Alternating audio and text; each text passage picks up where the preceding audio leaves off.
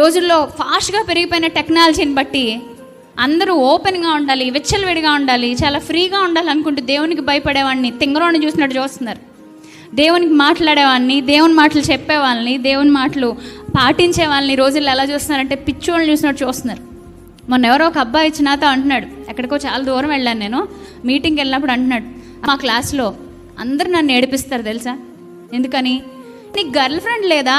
చిచి నువ్వు ఎంత వేస్ట్ ఫెయిల్ ఎవరా, ఇంకా వెనకబడి ఉన్నావురా. నీకు బాయ్ ఫ్రెండ్ లేడా? అరే నువ్వు చాలా వెనకబడి ఉన్నావే. నువ్వు ఇంకా తాగట్లేదా? నీకు తాగడం అలవాట్లేదా?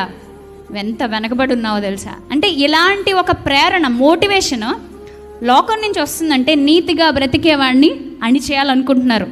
దేవుని యెడల భయభక్తులు కలిగేవాడు లోకానికి చిన్నోడుగా కనిపిస్తాడేమో. రాసి పెట్టుకోండి, దేవునికి ఎప్పుడు నువ్వు ప్రశస్తమైన ముత్యం లాంటి దానివే, ప్రశస్తమైన ముత్యం లాంటి వాడివే. నువ్వు దేవునికి భయపడుతున్నావు.